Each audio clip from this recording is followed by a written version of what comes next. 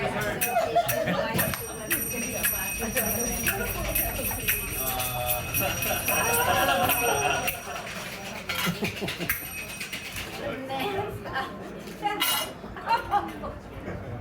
good to see you, Victoria. I'm beyond excited that you're all here for our final session planning your wedding. I am so honored that you took my 5-day course on the Cosmic Manifestation Calendar, which was the product of my 30-year-long study of the ancient art of feng shui, Eastern astrology, Western astrology combined, which will determine the destiny of your marriage. My God, we're so excited, Victoria. We took all of your courses and I read all of the materials in the Cosmic Manifestation Calendar course. But I'm just wondering if the cosmic flow would cover the guest list. Look, the flow I'm worried about right now is the 50,000 we've already dropped. Ah, Ted. Don't worry about it, baby. Okay, Ted? Just believe in the flow. Let's get started. Now, Ted, you were born in the year of the fire horse and Aries, and Samantha, you were born in the year of the fire rabbit and the Capricorn. Yes, Capricorn, yes. That's a lot of fire to bring to a wedding.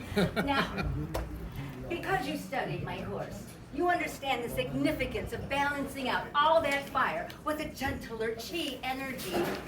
So you know the significance of the individualized beanbag chairs we had manufactured for each and every one of your guests. You educated us about traditional chair trapping chi at a 90-degree angle, while beanbags allow destiny to settle naturally. But for a formal dress event, Victoria, my boss is coming in a 3-piece suit. Billy's beanbag will be providing all the chairs. I'm not just her boyfriend. I'm also a small business owner. And I spent extra time on your mother's, Ted. A beautiful chicken-shaped beanbag chair that makes a beautiful cockle-doodle noise. Whose noise will transcend up to the heavens to hear the love that you two have. Even Aphrodite will be jealous. According to your course material, the chicken represents alertness and protection in ancient feng shui, and it scares away negative chi before it ever enters the marriage. And astrologically, chickens align with dog energy, which is perfect for your mother, Ted. Wakes up judgmental. Oh, that's gonna give my mother a heart attack. Oh, let's look at the seating chart. Okay, here we go. Take a look at the seating chart. Yeah, I see the cousins and mother. Where's my father? Oh, your father. It breaks my heart to tell you, but I checked my cosmic manifestation calendar 5 times just to be 100% sure I was not making any mistake with the cosmic signs. Your father was born on December 21st, which is the last day of a fire sign. And Sagittarius, yeah. the last day in the year of the dragon. Now, that's the last day of a fire sign with a fire-breathing dragon. That mixed with your fire, that brings too much fire and too much anger to the wedding. He's a retired gardener. He doesn't have any anger.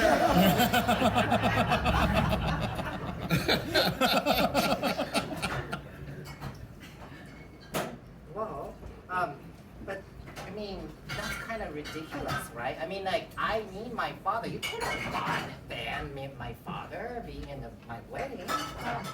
Billy, you have some knowledge about that. So, who's gonna walk you down the aisle, correct? Right, yeah. Well, remember our 1-hour-long discussion about me filling in our chart? Is he serious? I've been practicing the walk. Oh, walk, Billy, do it. I do my own stage makeup. It can make myself look exactly like your father. Except for his droopy earlobe. You won't even know your father's missing. My God, is this ridiculous? You cannot bow my father because of his earlobe. Oh, Samantha, let me just say, that droopy, floppy earlobe brings misfortune and is surely going to rip asunder the deep soul connection that you two have. He absolutely cannot come to the wedding.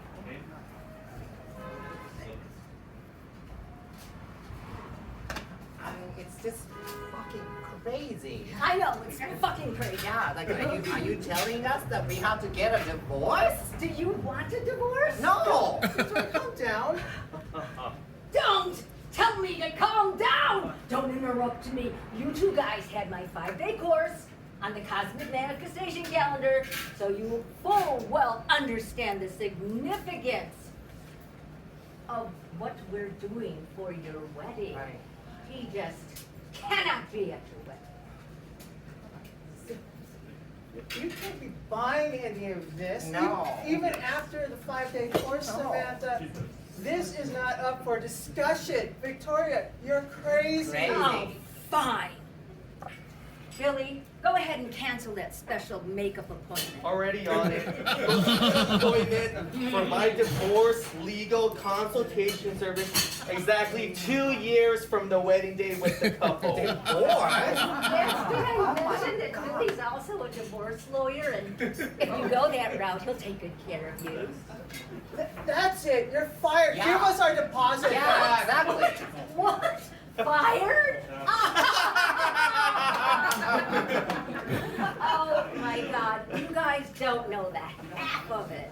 Well, Billy's already arranged all the flowers, the catering, the limo, those beanbag chairs. Well, we have spent the 50 grand deposit, so you won't be getting any money back. You guys spent $50,000 already? You fucking thief! Oh. I'll see you in the court! Oh, wait. You want to make an appointment with Billy for Oh, that? how am Okay, fine.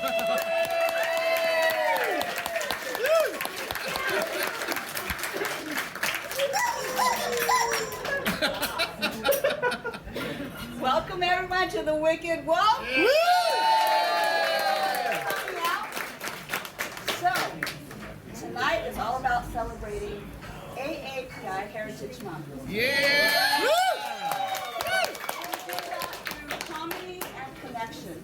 So throughout the night, each of the players are going to be sharing their stories and personal memories that we are probably calling Asian Joy. So let's get the good feelings started and welcome Akash. Hey everyone, my name is Akash. My Asian joy tonight comes from my family gatherings and family events. My family immigrated to this country in 1989, and back then we weren't able to have these crazy lavish weddings that you see on social media today. One particular event, I was about 7, 8 years old, and it was my aunt's baby shower.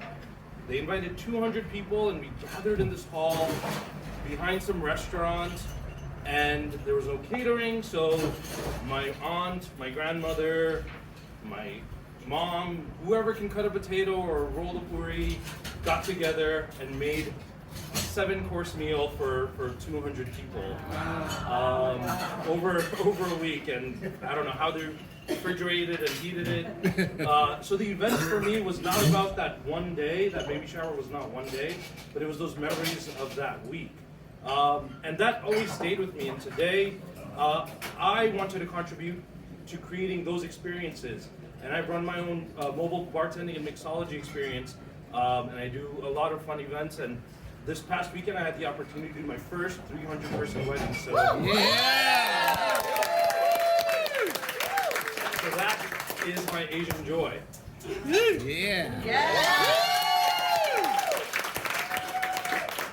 And to get started, our first game. bringing to the stage the all-knowing, the legendary, the three-headed auntie. In Asian cultures, the auntie is the source of all the gossip, knower of all the alternate truths. They judge you on your lifestyle, your clothes, your food choices, every little bit. They ask you when you're getting married, when are you having kids?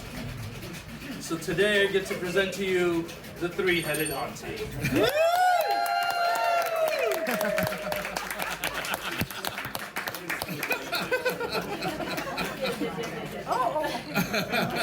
Welcome all to my fortune-telling shop here on the corner of Pacific. And here, I know all of you have been wondering. I have questions, concerns. Maybe I'll ask ChatGPT, but no! You won't. You'll ask the three-headed auntie. And I have a special just for you today. For 2 minutes, you get to ask questions for free. And I don't do that all the time. So, if you have a question you've been wanting to know, please ask. And the three-headed auntie will tell you. So do I have a question? There in the back, in the center. Auntie, how do I get out of debt? Ooh, very good question. Auntie, how do you get out of debt?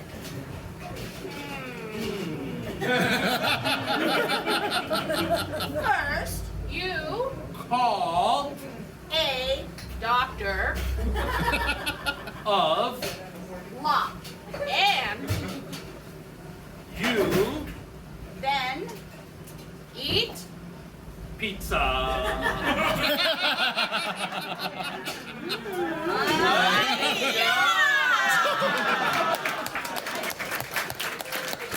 Yes, thank you. Out of that, you get pizza. We love to hear it. Yes, we have a question right here. Auntie, what should I major in college? Ooh, very good question. What should we major in college? you Study very hard. leave.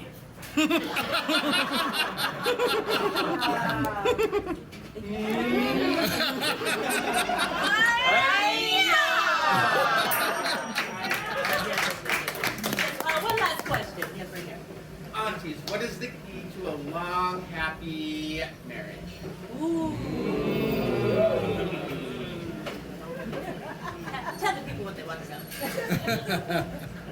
First, Smear the poop, and the poop, with your poop.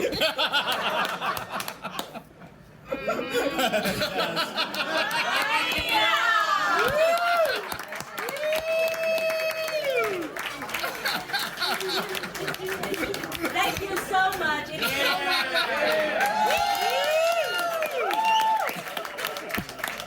I'm charging by the minute, so please bet on me. My name is Nita, and I will be sharing my Asian joy. I'm the first generation Filipino born from my family here. And my happiest memories of being Asian is before I knew I was Asian. So my happiest memories were ages 5 and under, when I was the only child in my only world in the backyard with every fruit and vegetable and every flower you can imagine. If anybody knows Filipinos, you know that they grow weird plants. So they have like poo squash growing from vines here, and watermelons here, snow peas over there, and roses over there. My favorite thing was an apple tree, a huge apple tree that grew right in the middle of our backyard. And I would climb to the very top and see the world. That was my world. And one of the things I did in my world was escape.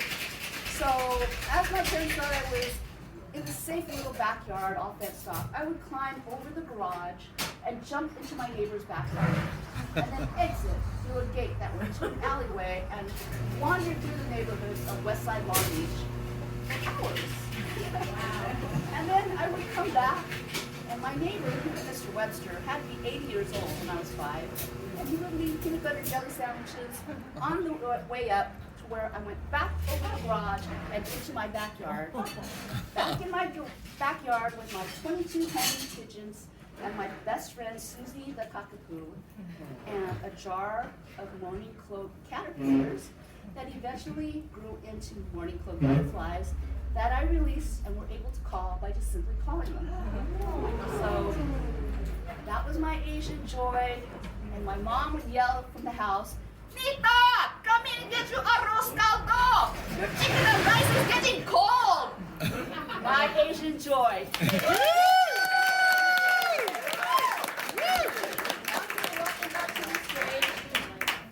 Everyone in the house, and we are going to do a game that we stole, borrowed from a Filipino improv team called Spit Manila.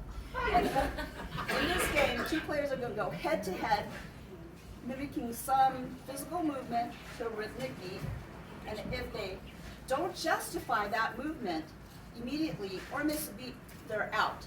So I need from the audience some kind of repetitious, mediocre movement, like, this or this. Foxy, chopping onions. Do it. Okay. Okay. This is "and cow," which means "and you" in Filipino.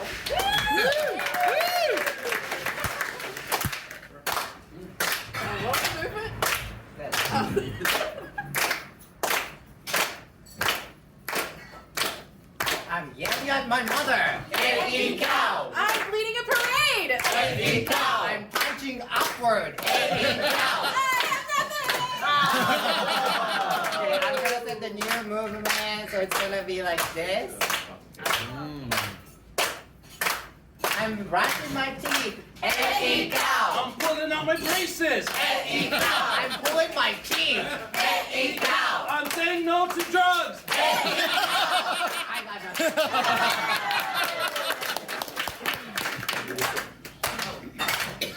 I'm getting ready for a hip hop video. Eddie cow. High five my friend. I got nothing. Okay.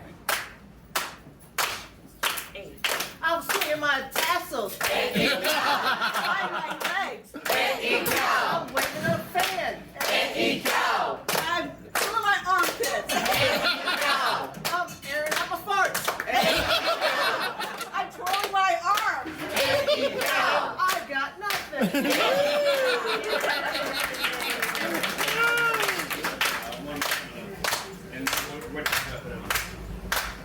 I'm slapping whoever.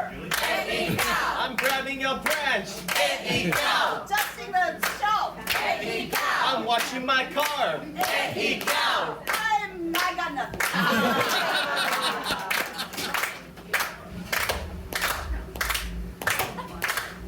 I'm doing some weights. Eddie cow. I'm punching a tall guy. Eddie cow. I hurt my arm. Eddie cow. I'm protesting injustice. I'm putting in my fart. Eddie cow. I'm doing Kegels.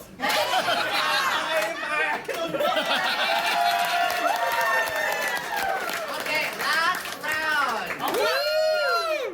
Oh shit. There we go. There it is. Okay. Oh, it's me first, of course. I'm rolling dough. Eddie cow. I'm making my underwear. Eddie cow. I'm at a disco. Eddie cow. I'm making rubber bands. Eddie cow. I'm punching a short white guy. Eddie cow. I'm going to the bathroom. Eddie cow. I'm still doing Kegels. Eddie cow. I'm making socks. Eddie cow. I'm in a soul train. Eddie cow. I'm a soldier marching. Eddie cow.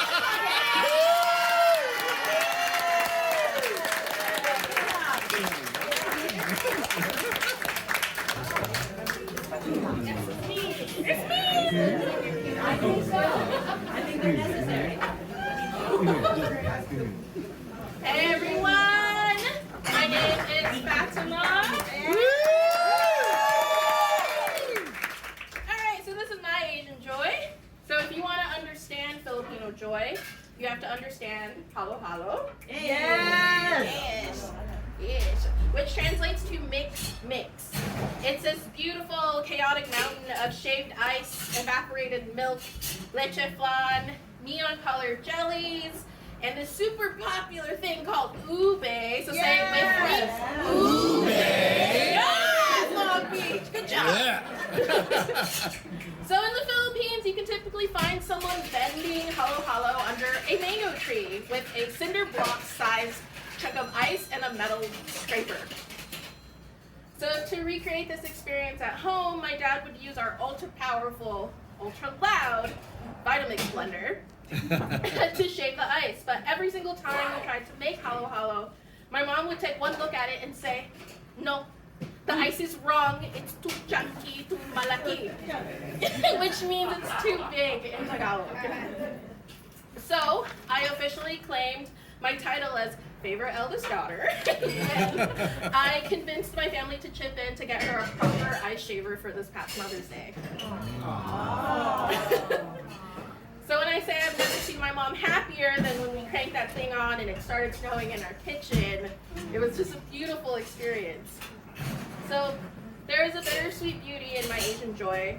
Today I can serve halo-halo in our cozy American kitchen only because my parents gave up the comfort of the mango tree that they loved.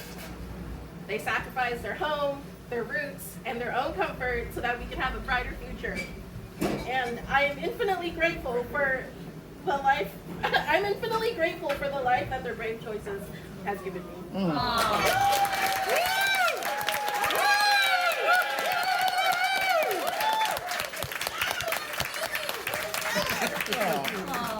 All right, next up, can I get KK, Lisa, Junebug, and Mark?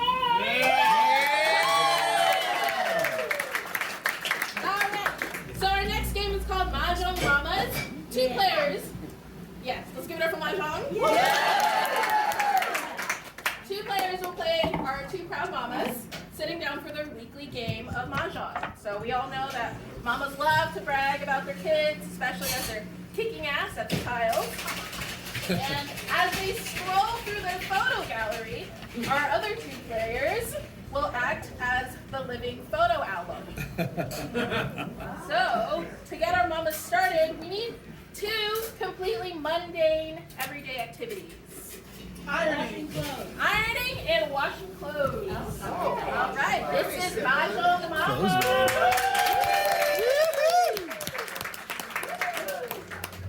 Oh, Dolores, I love getting together with you playing Mahjong every Wednesday night.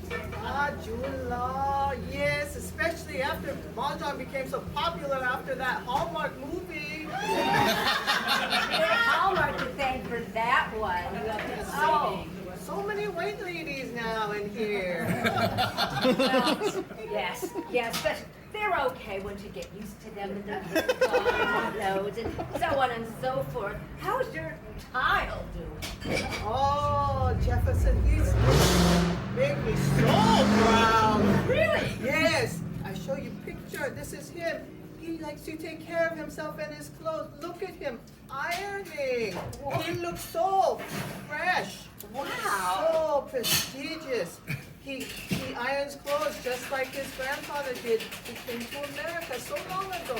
Oh, wow. Well, let me just show you some snapshots of my boy, Jimmy.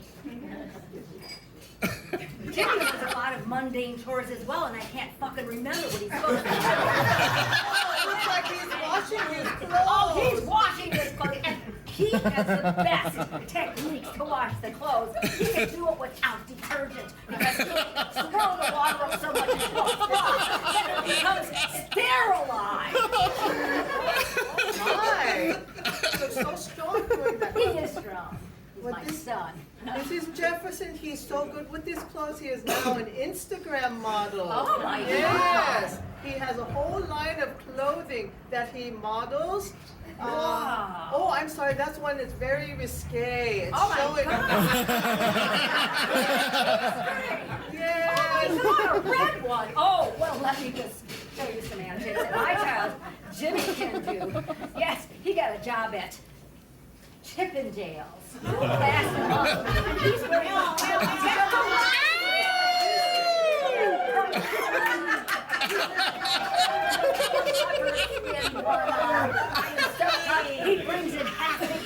for our family now.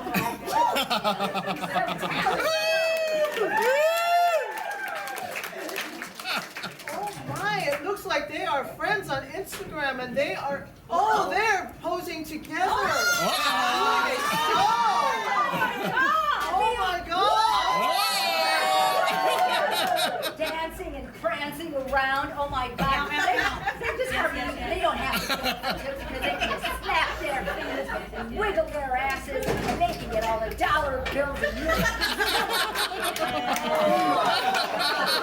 This boy can really slap that ass.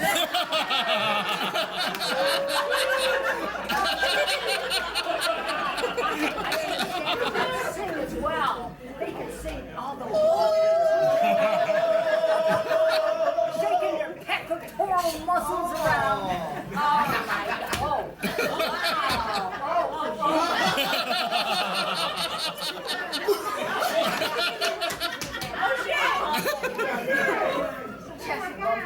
What do they call that again? Yeah, they shouldn't put that on social media. Yeah!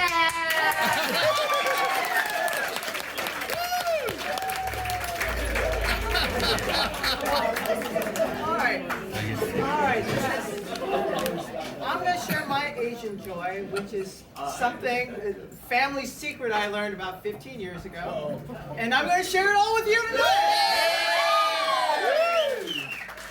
So the thing to know about my family is that we have no proximity to power, no proximity to influence, but we know how to work the system to our advantage. Yeah. A little history lesson is required.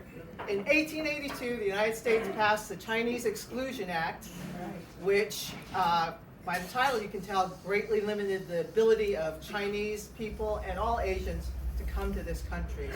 But that wasn't going to stop my grandfather. So another historical fact, when there was 1906 Great San Francisco earthquake, and that's when my grandfather saw an opportunity, because that earthquake, in addition to leveling all the buildings, the resulting fire burned up everything in those buildings, including papers and documents that might have included birth records. So my grandfather got on a boat, came to America, said, "Hey, I was born in the United States. I went away for a while, but I'm coming back home." And they detained him at Angel Island and they interrogated him basically, but they weren't able to disprove his citizenship. Yeah. So, my family has been a proud American family for more than a century.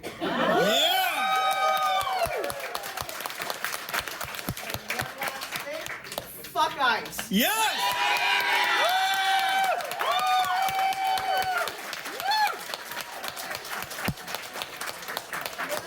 Nita and Liz up here. So earlier tonight, some of you all wrote sentences and phrases on pieces of paper. Now, in Asian cultures that celebrate the Lunar New Year, we put gifts of money into little red envelopes. And tonight, you put gifts of those phrases into our envelope. And we will be playing a game where they start a scene, totally normal scene. They will read some of these slips of paper, and because they are amazing improvisers, they will make it make sense. It will make perfect logic. It will be completely seamless. And you might be familiar with a game called Fishbowl. This is similar, but since it's Asian, it's much, much better. Very much like noodles, Asian noodles are better. So, can I get a suggestion for a location? Bakery. Phoenix Bakery. Laundromat. I heard bakery first. I think we can have a nice bakery scene with these ladies. So if you'd like to pull out your sentences, go to town, and give it up for Red Envelope.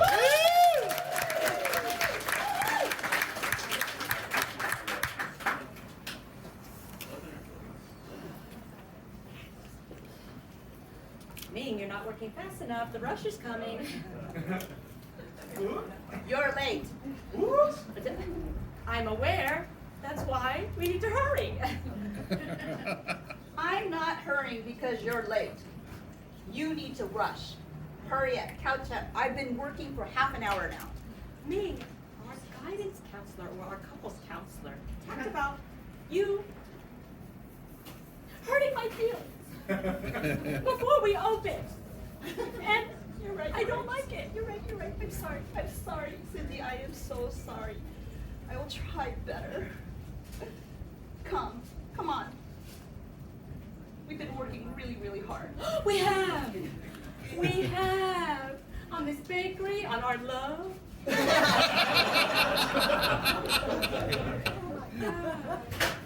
we should take the day off. Take the day off. I mean, you've never been so adventurous before. We hate you. You're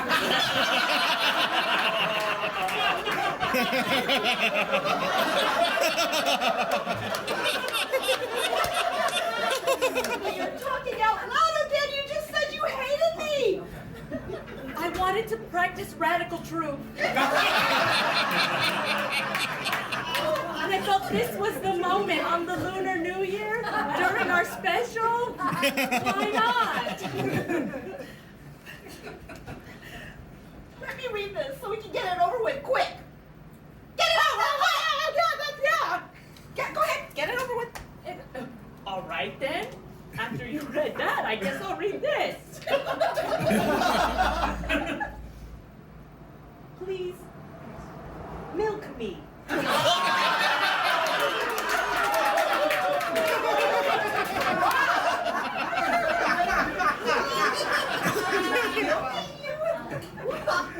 It's my intrusive thoughts, and then I love you, and then I hate you, and then I love you, and I want you to milk me.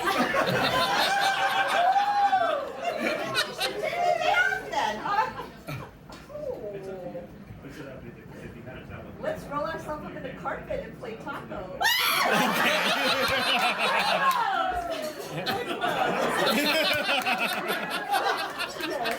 Yes. We're still going, I guess. Oh, when it's time to go, it's time to go. There it is.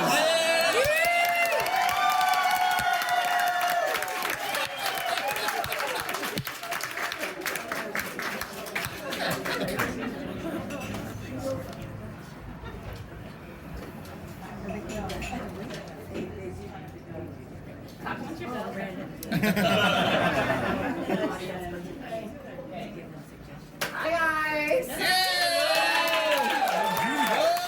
My name is Junebug, and then I'm gonna be sharing my Asian joy. And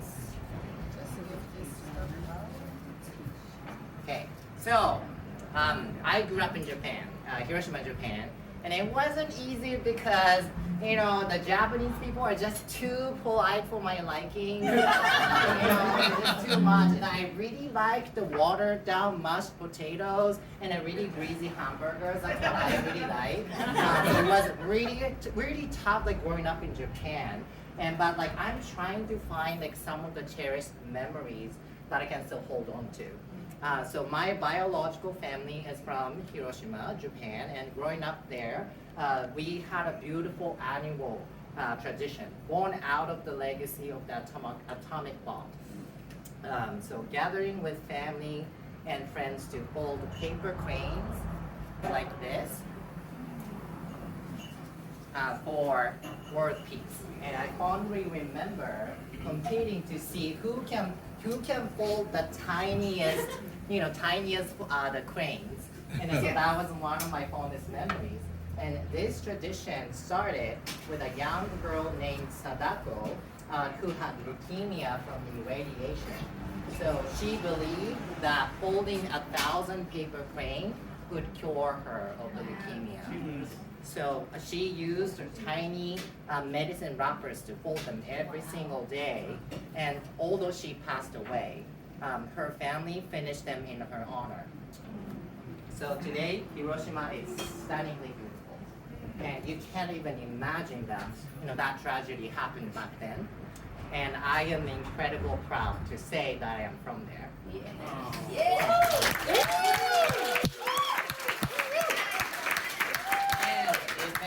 I moved to the States, the immigrant experience is an arduous journey. And when I arrived, I barely spoke English, and it took immense tenacity to assimilate. And while the current political landscape has sometimes made me feel unsafe here, but this country also gave me, limitless opportunities. Through hard work, I built a career. I found my partner over there, and and I found my chosen family here as well. And so you all constantly pushed me to challenge myself. That is why I am standing here doing this improv thing in my second language in front of you.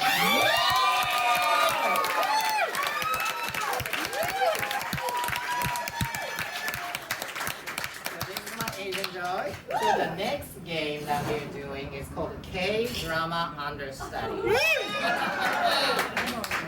And before we go into the game, it was so important to us to implement some educational moments as a part of our set list.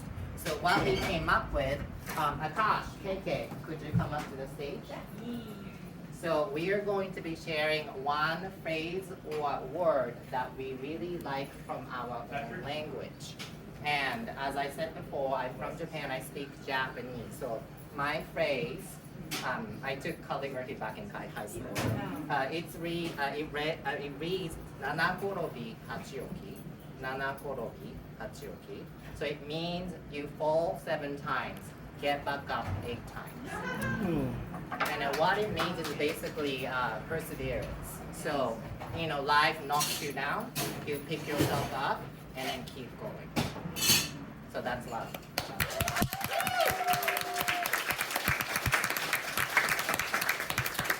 I have so many words in Chinese that I like, and I can't remember the other half, but my phrase is a little phrase that my parents taught me to say when I was very little, and it's 我是美国人，中国人, which means I am Chinese American, and I am very proud to be Chinese American and first generation here also in America.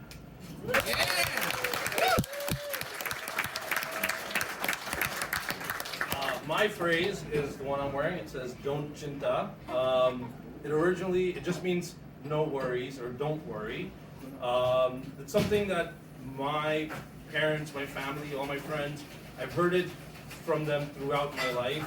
At any stage, didn't matter if it was the most traumatic, bowl of cereal being knocked over, or something major and tragic happening.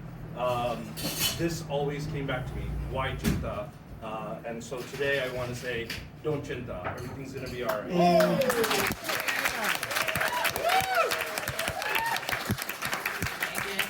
Letting us share a little bit from our own culture, and so we're gonna go into K-drama understudy game. So we are gonna be acting out a scene. It's a 3 people scene. However, we are gonna be speaking in our own language. And there's a twist at the end, so stay tuned on that. What we need from you guys is the name of this new K-drama show. What is the name? K-Prince. K-Prince. K-Prince. K-Prince is the name of the new K-drama show.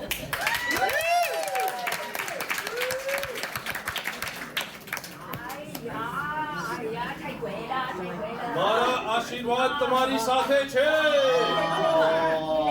王様、こちらが剣でございます。 खूब खूब आभार तमे मने प्रसाद आप्यो. जय माता दी, जय माता दी. हाँ, ये अपना भगवान छे. पधारो भगवान, हमने आशीर्वाद आपो.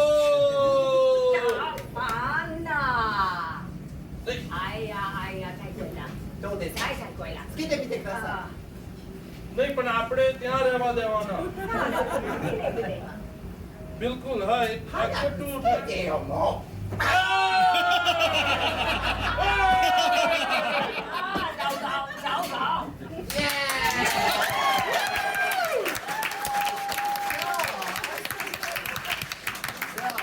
Netflix to us because they loved our show so much. So, however, we are not available on the date of the shooting. So, we're gonna call up 3 players who were understudying our scene. And then, so they took a 15-minute Duolingo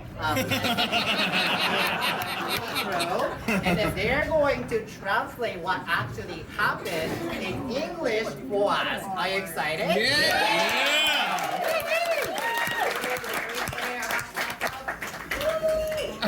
Okay, this is K-drama understudy. You're the K-pop prince. You are! Yeah, it's like, wash my pits for me. Thank you, Prince. We want to be singers too, don't we? We don't want to just be backup dancers. Oh, I mean, my backup dancing days are over, I think.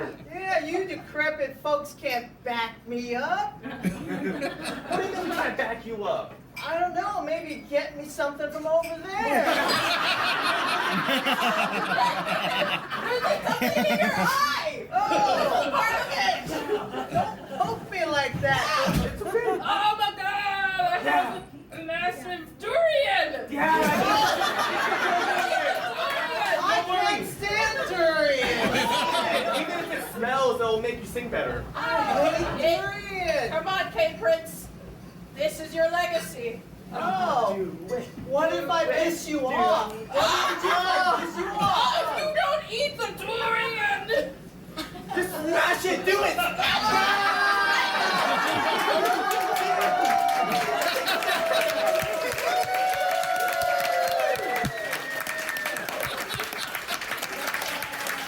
Hope you're all having a good show so far. My Asian joy is, so I'm Chinese and Vietnamese, but mostly Chinese. Because my parents grew up in, my dad's side grew up in Vietnam, even though he's Chinese. So then his side of the family learned Vietnamese, even though they're Chinese. But I'm a first generation Asian American. So my mom was born in this small part of China, South China called Guangzhou. And so my native tongue is Cantonese, which is a very specific dialect, more specific than Mandarin. And so when my mom, she wanted me to have a better life, so, you know, when she was thinking about me, she wanted to move to America so I would have be raised here, because back then we were so poor and it was hard for her, barely could afford anything. So because of that, I always cherish who I am as a person. I really embrace who I am because my mom gave up everything just for me and my brother to come here. One thing that I really remember growing up from my Asian joy is my dad has a big family. He has like 9 siblings, and so there would be a lot of cousins, and we would always get together. We always did family activities gathering. I remember going to like Big Bear with my cousins, and then we would be in all these different cars, and then we would play all the time. So because of that, there's always lots of food. And because I come from the Chinese side and the Vietnamese side, whenever we would get together, it would be at one of my cousin's house who has a bigger house to fit all of us kids because we were young, wild, and so much energy.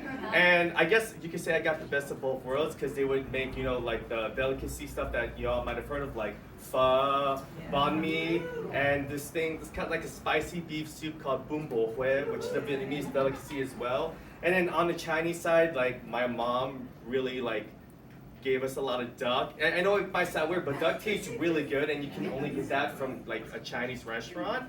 But I remember my mom, she would always make this rice porridge called jok, which is Cantonese for porridge. And she would make it for me every morning for breakfast, whether I'm feeling bad or I just needed energy. It would always be like my comfort meal, no matter what. And you can mix it with egg, you can put beef and chicken or even fish. And it's just something that, like, I swear I always feel better when I had it. So every time I had that, it really reminds me of my roots and just my heritage. So I just love who I am, and I'm so glad I got to share with all of you. Yeah! Our next game is called Pay the Bill. So can I get Akash, Nita, Liz, and Fatima on stage? So Pay the Bill is If you grew up in an AAPI household, you've probably witnessed or even been a part of a fight for the restaurant bill. Tonight, we are elevating that fight into an Oscar-winning drama. Every time a player tries to swipe the check, they'll be backed by dramatic music to turn their argument into an emotional monologue. So to get us started, we'll need a reason to be celebrating, like, oh, a graduation. So can I get a suggestion of what they might be celebrating? A divorce. What is there a specific birthday? Like 30th birthday? Okay, so 30th birthday, this is Pay the Bill.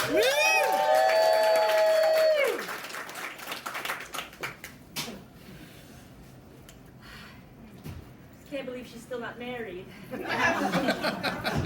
Married? She should have 2 kids by now. You know, we love our niece Mary, but a little bit of a disappointment. But great party.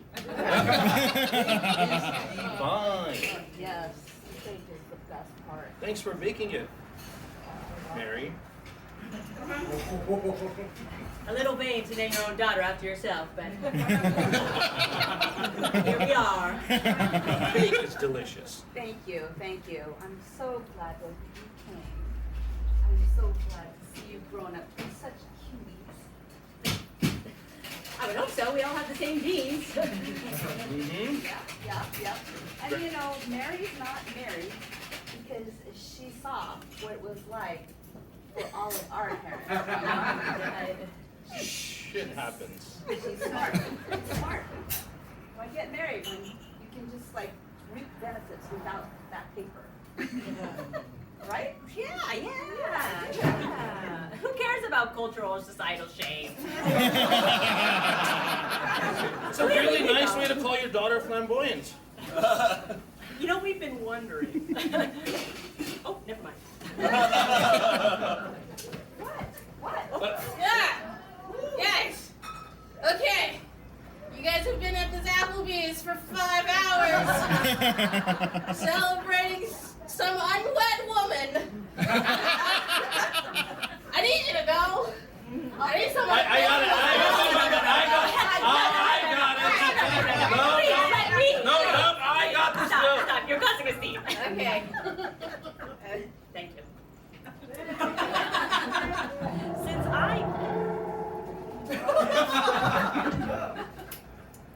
I am her favorite auntie, her only favorite auntie, it is my responsibility to pay the bill. I mean, who else is she gonna look up to? All these unwed monsters out there? I have to be the good example.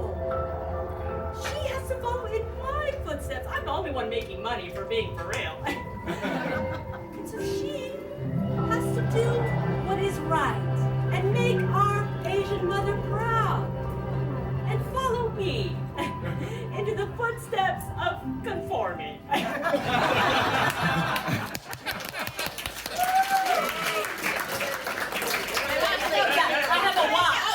have a watch. No. Okay. I have a watch.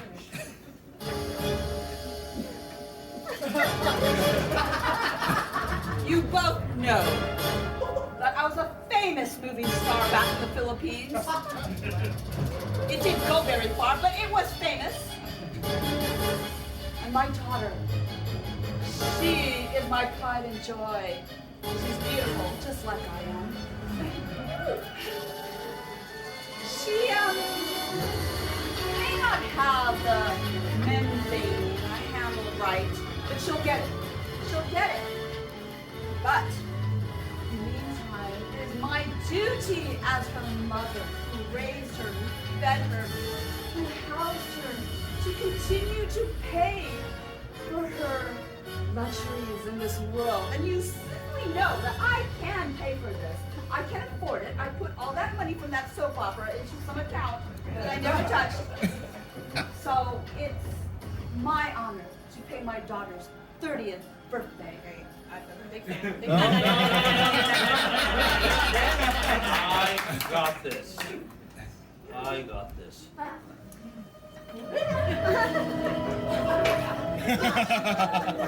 I, Uncle Patrick, your niece Mary, When she moved to New York, she stayed with me.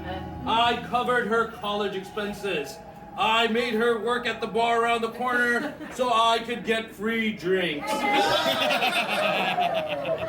And the leftover food. And paying this bill will be my effort to pay her back.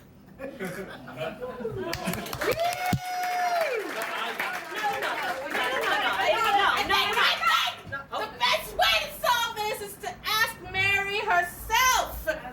So why don't we ask Mary here? Which one of your Mama loves you. He exploded you. Why would you do that? You love me. I'm your favorite. Mama. Thank you very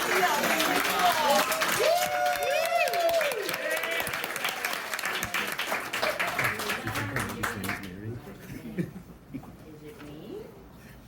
Am I the drama? Yes, it is. Hello. So first, it's a little switcheroo. So I'm going to explain a game, and then we'll go into some more Asian joy. So KK and I are going to give our Asian joy segments, but after that, we're going to play an Armando based on both of our Asian joy stories. And what an Armando is, if you're not familiar, is for today we're going to do about a 10-minute set with a variety of scenes based on the monologues that you see. So they're inspired, they're not exactly the same, so you won't see everyone playing little Lindas and little KKs, but just what inspires the scene based on our monologues afterwards. And that's essentially what an Armando is. So we'll be playing an Armando after our Asian Joy segment. So KK is now going to give her Asian Joy. My Asian joy is I am proud to be a Chinese American, although now I am termed an Asian American. Yay. I think what I'm most proud of is my parents' journey here and all the obstacles they had to overcome to acculturate into the American society.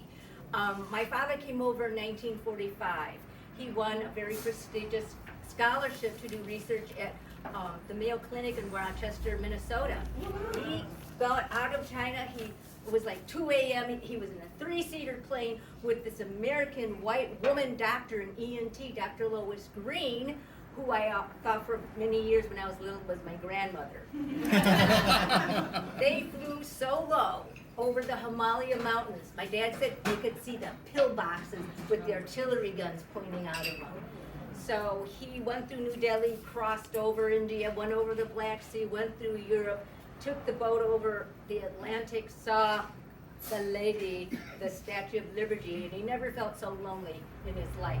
Then he took trains over to Rochester, Minnesota. My mother took 3 years to get her over because guess what? The Chinese Exclusion Act was still in effect in 1945. So she came out that you had to have $500 in the bank, educated, good looking, and yada, yada, yada.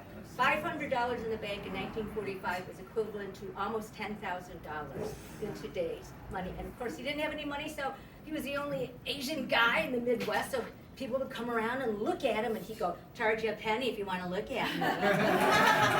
So she went over the Pacific Way through Hawaii, San Francisco. They got married in Chicago and had their wedding night at the Palmer House, and guess who was playing?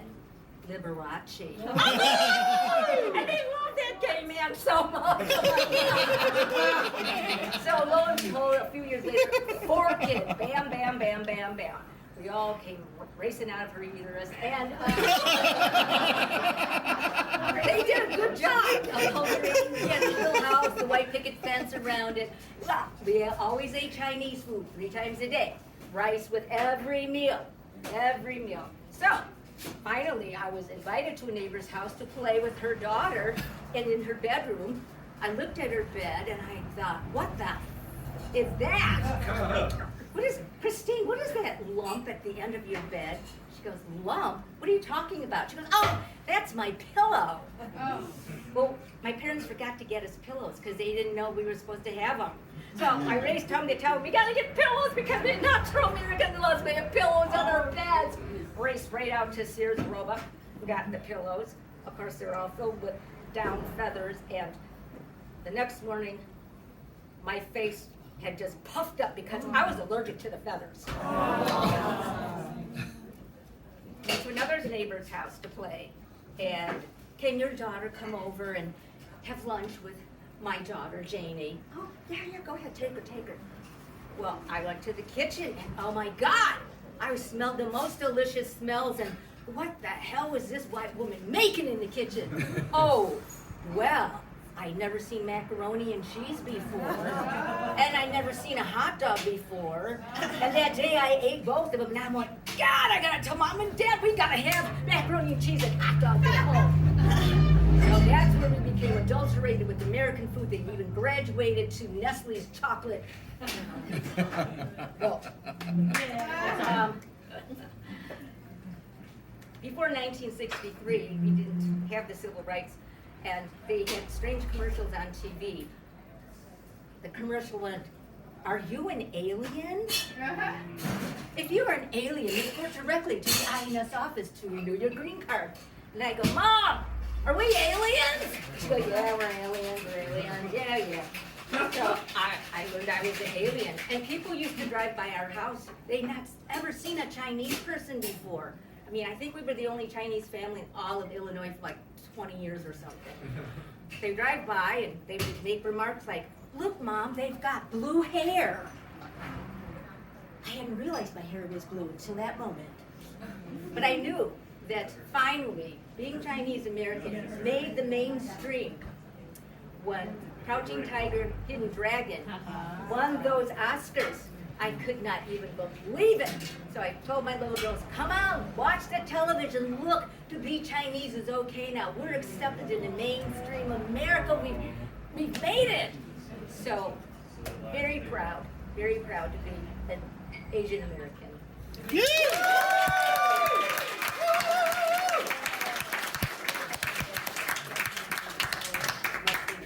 And thank you to everyone's Asian Joy stories. They're very moving. If you see me crying on the side, ignore it. So hello everyone. If you don't know me, my name is Liz. I'm Filipino. My mother is Filipino. And I'm not gonna cry. Yeah. Oh, actually, off the dome, I have a joke that my uncle used to tell me. It relates to what we did earlier. I can do the accent, you can't, so don't worry. He would go, Elizabeth, what is the ugliest cow? I mean, what? He goes, Ikaw! Oh! Ikaw means you! Oh, no.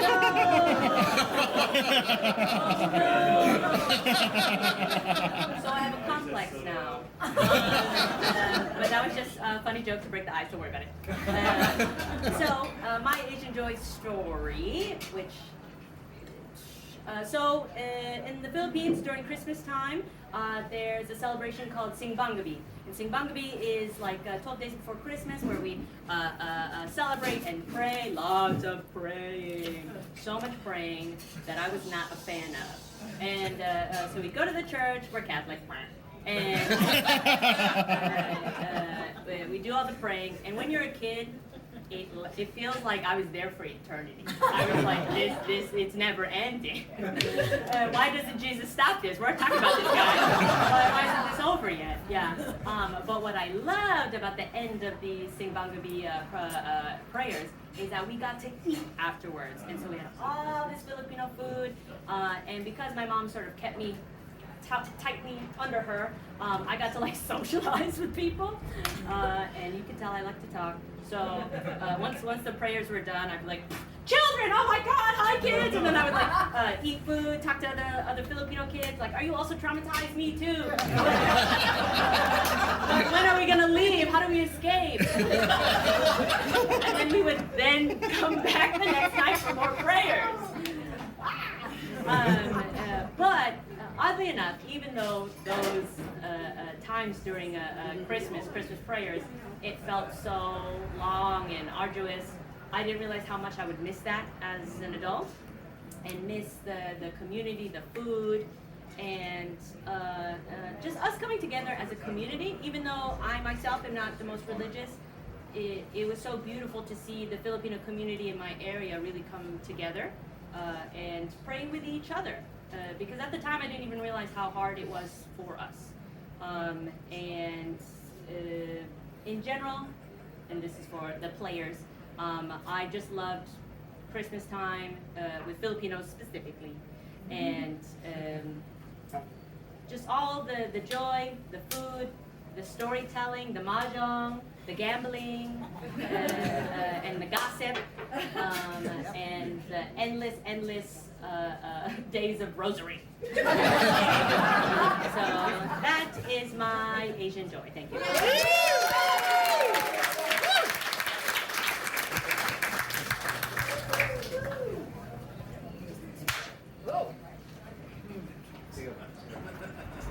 So, where is a uterus? So, let's race to see who's gonna get out of the womb. Me. Come on! I'm first! Have we been at the church for 5 years already? I think so. Thomas, when will we get out from here? I'm hungry, I smell food, but we haven't done the rosary yet. Don't say that! I thought we did it 4 times already. Then, I haven't seen the light. Son. Oh no!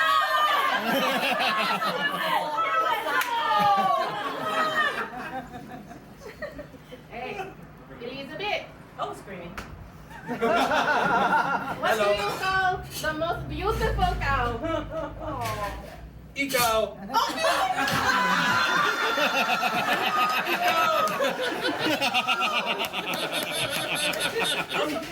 I'm just a guy.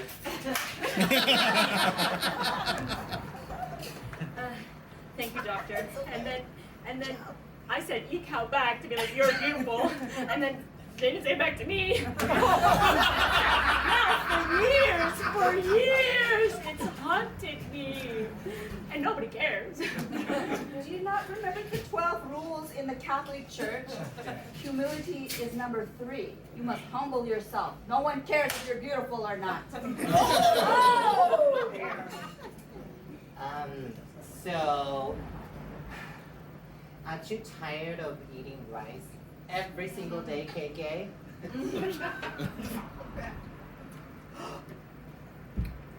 I put some kimchi on there just to see if it just changes things up. I was hoping for the macaroni and cheese. Oh my god! I have a great idea. Why don't we put macaroni and cheese and kimchi on top of rice and eat it together? Mix it up. Okay. Can I have a hot dog, maybe? Why don't we use the rice instead of the bun? Just cover it up.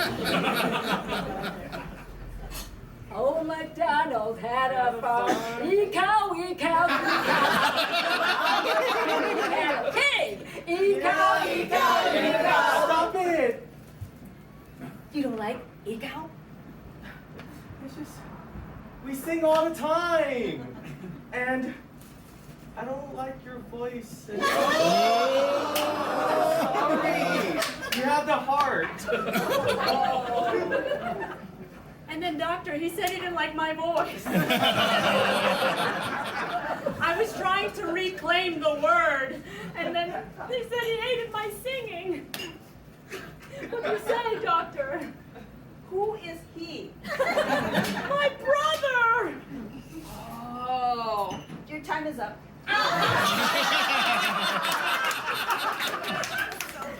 Whoa! What's that? That lady's green! Oh! She's so big! She's We don't big, but have I feel one. she makes me feel so lonely. Sense of foreboding. Like maybe my freedoms aren't really guaranteed. These people have blue hair. Oh, that lady come by my way to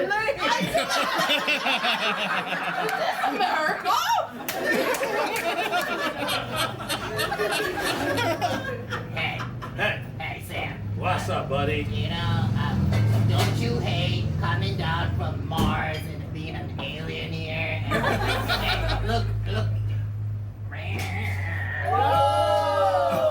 The real you comes out, huh?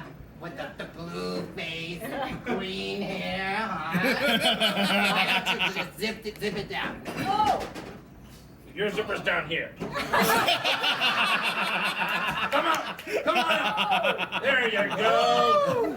How did you change colors in there? You're supposed to be blue and green like me. Well, I kind of went through some operation. You guys aren't in church. You're supposed to be in church praying. Okay. What are you doing out here in these costumes? Are you not gonna say anything about our appearance? We want to eat. So we are out here. Hello, I'm Liberace. Here's my candle. I'm wondering tonight as I play, are there any newlyweds or maybe Chinese people in there?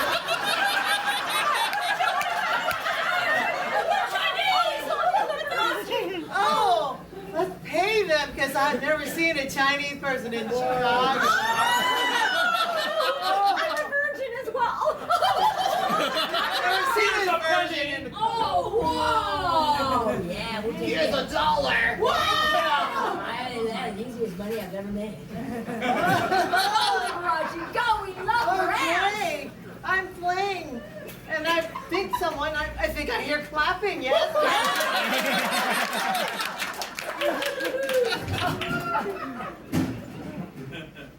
Hey.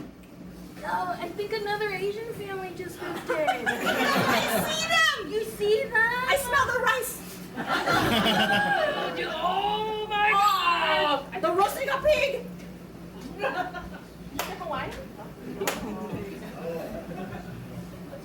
You see that? The other Asian family across the street? Oh my God, that's like the only other Asian family in I the know. whole You know how entire we are, city. right? When there's an Asian, we know. Yes, I'm Katie Winslet, and I'm here to report a second Asian family to the city. Come on over here. Here we have an actual neighbor of one of those families. And what can you tell me of their habits? Oh God! Oh God! My mind is blown. They introduced me to a rice cooker. Oh. Did you know they make machines for those? Oh my God, and modernization has come to the city through this Chinese family making rice in a rice cooker. Unbelievable! We can't wait for the third family to move here. Very Oh, exciting! they're Japanese. Oh my God! The corner store has jasmine rice. Jasmine rice. Let's go right now. Okay. A riot here, folks. Just a riot.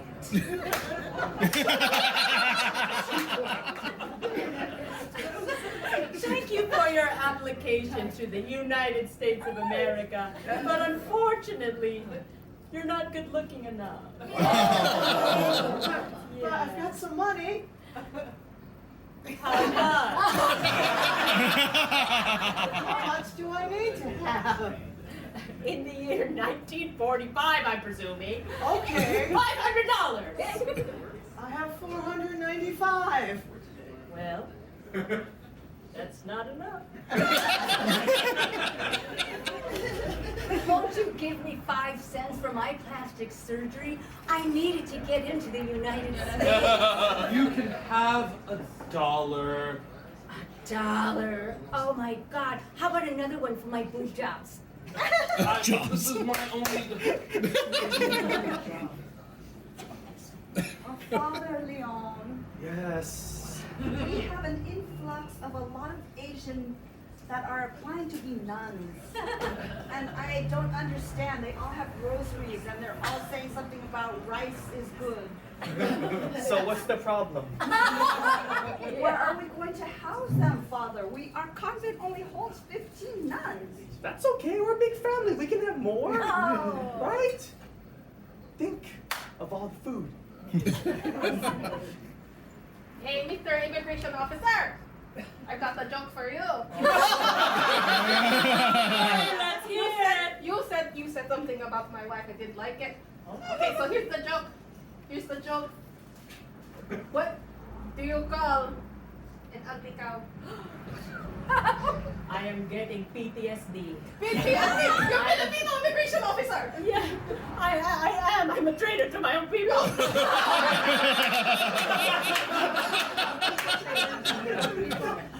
Let us out of jail, my God! We didn't mean to be traitors like that. Here we are! Exactly. Oh my God, we've got to get the other inmates. We've got to have a riot. Come on, guys! Come on, guys. Come on, everyone.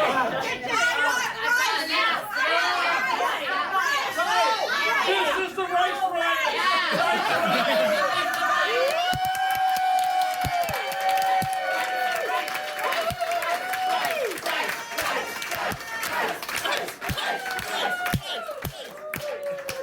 And to welcome Richard.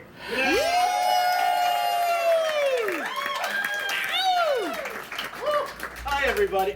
Oh my gosh, there's a lot of you here. Can we give a round of applause to the cast?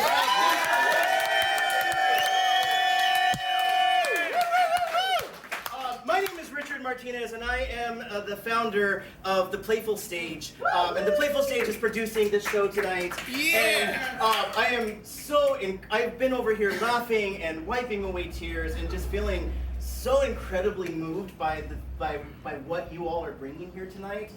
I just thank you. I just thank you. This is the best show I've been to a lot. I have a couple of announcements about the Playful Stage, but before I do that, sorry, they're on my phone spawning. Okay, first of all, thank you to the Wicked Wolf and our bartender.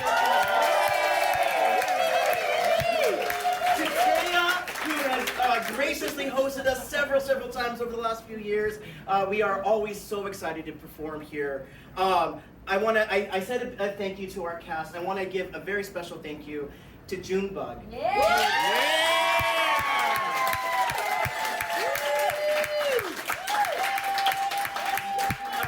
A couple of months ago, I was like, hey, here's an idea.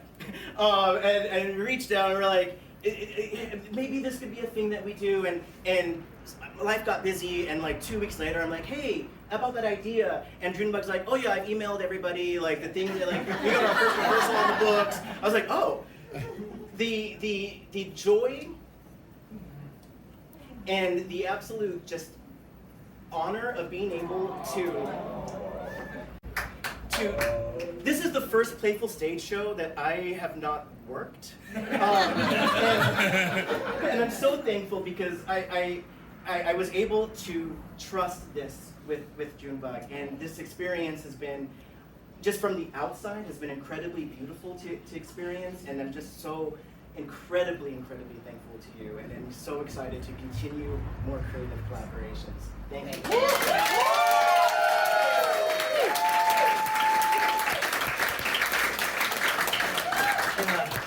All right. One of the things that's really been important to me with the Playful Stage, the very first show that we ever did was a show called Quesnimoto. We've got some of the performers who are in it tonight. And that was an all Spanish improv show. And I'm going to talk about some of the other shows we've got coming up.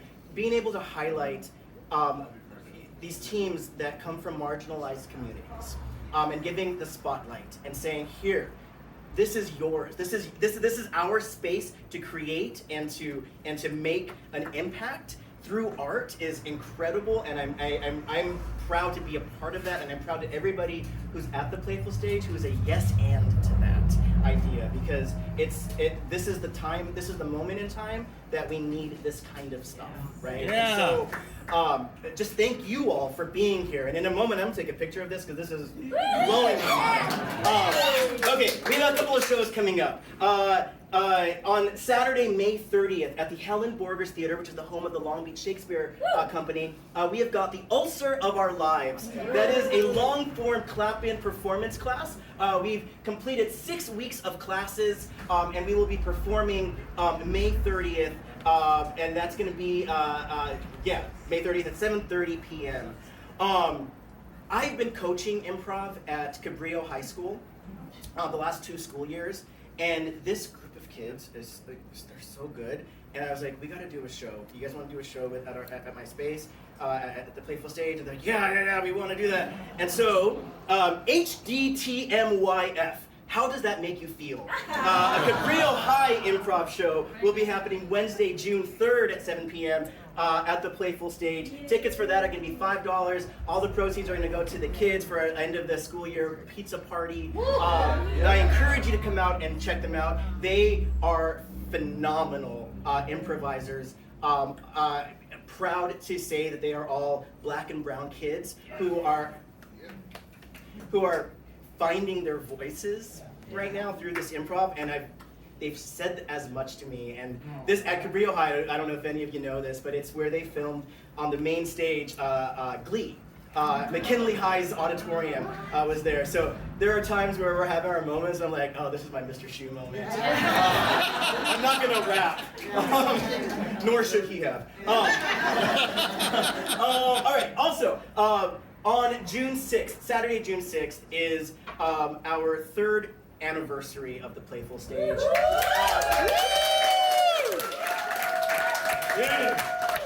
And we're celebrating with a show called The Third Act. It is June 6th at 7:30 p.m. at the Playful Stage studio. Several of the cast members are here tonight. Come check us out and celebrate with us. You will, at that night, you will see, I was debating whether to wear my Playful Stage t-shirt tonight, but pretty soon those are going to be not a thing of the past. They're going to be sort of the OG shirts, because at the 3rd anniversary party show, we will be debuting our new logo. This. Some of you may know Richie. You may have seen him in a production of Jagged Little Pill. He and I have been working on this, and I'm excited to debut it that night. All right, 2 more shows. On Sunday, June 14th, we have got Pride and Pettiness, a curiosity variety show that Junebug and Eric are leading. Check us out. It's going to be a night of improv, of sketch comedy, of music, of dance. And that's going to be at the Playful Stage studio as well. Finally, on Friday, June 19th, Juneteenth, we have got a performance by the Notorious B.I.G. Black improv group. We did not resurrect. But the Notorious Black Improv group will be performing the Juneteenth show. And that is directed by our friend Derod, who is over there in the back.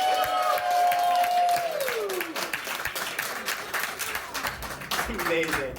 If you are new to improv and you're here tonight and you're thinking, man, I want to try this out, we have got a free sampler class coming up on Tuesday, June 2nd at 7 p.m. It is absolutely free. There's plenty of spots that are available. I would advertise the one that's happening next Tuesday, but it's sold out. Well, sold. It's full. It's full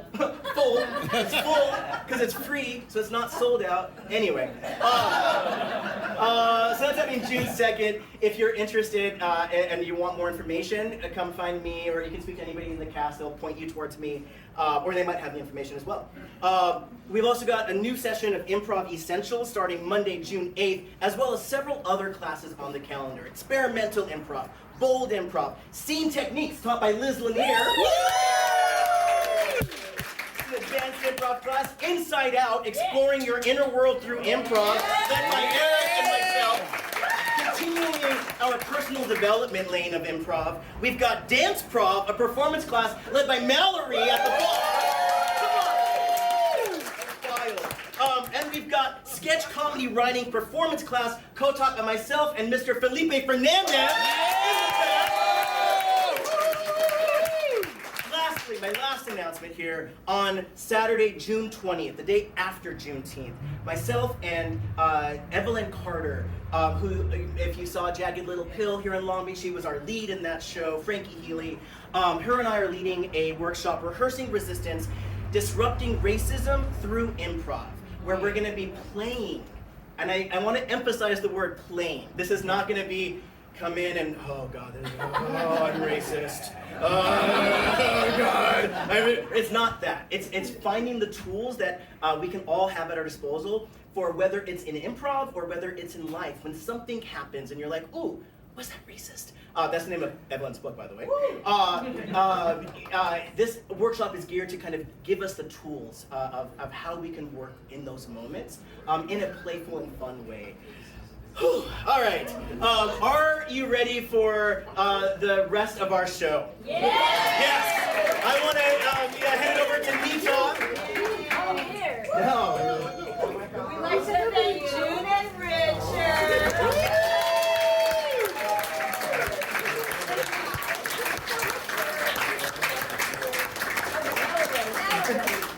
So you guys having a good time? We have one more game. We are going to bring up to the stage our 4 square people. I can't remember who you are. Okay, Lisa. So we all know 4 square. Yeah.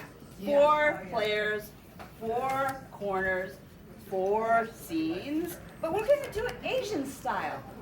So, the first genre, we're going to do it K-drama. So I need some kind of simple inconvenience, like your battery dies in your phone or you lost a pen. That was flat tire. Flat tire.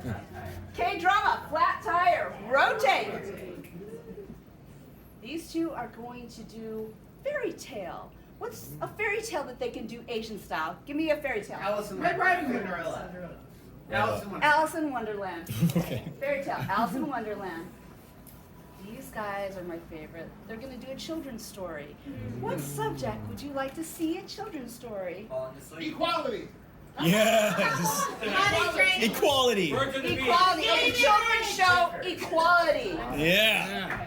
Rotate. And finally, the musical. We need a title for this lost musical. Yes, I am. The rice is wet. Yay, my The shoes. rice is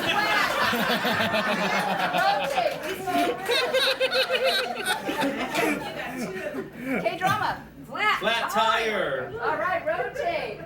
Fairy tale. Alice in Wonderland. Rotate. Children's show. Equality. Musical. Rice is Rice is Woo! wet.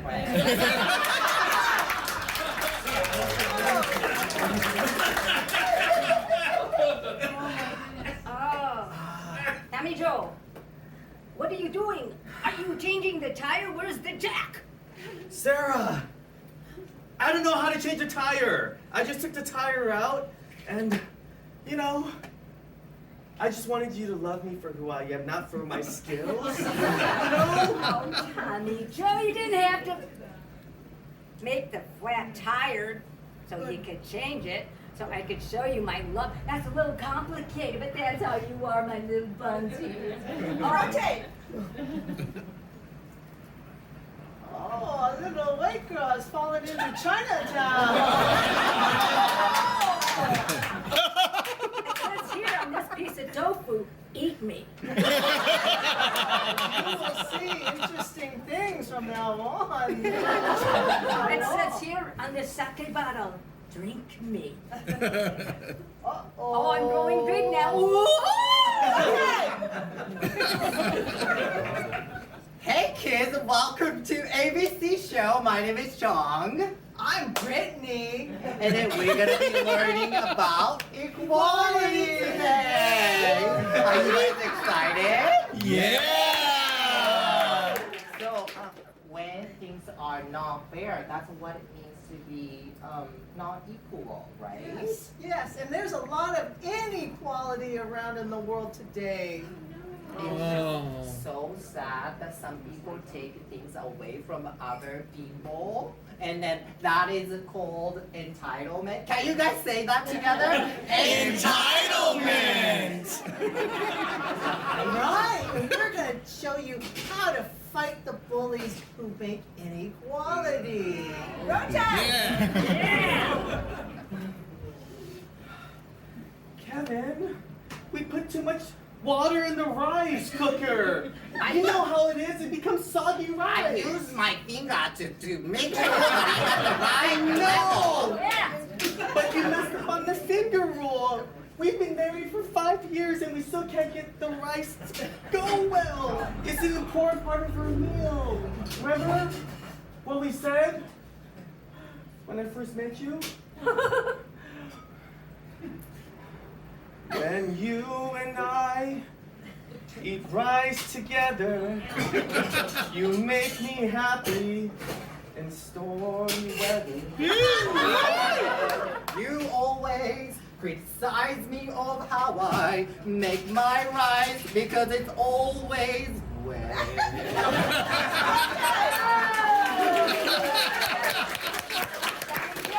I am so glad the tire got put on the car.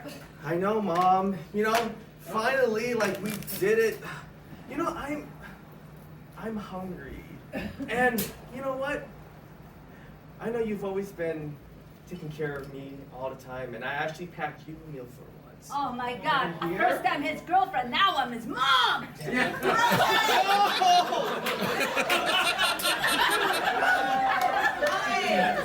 Little white girl, stop posting on your Instagram that you are Chinese now. You are not China maxing. I love China Maxing here in Chinatown. You have such a big smile on your face. You must be eating a lot of Peking duck. Oh, I'll make you eat something, yes. Oh, I know you were jumping a house, Jeez! Can you say that in English now? So, to learn about how to combat the entitlement, right? So, it comes from feeling insecure. And then, like when you see a big ass truck and then the toxic masculinity walks down and then comes out of the truck, what do? You stand tall, you stand proud, and then you sock him in the mouth.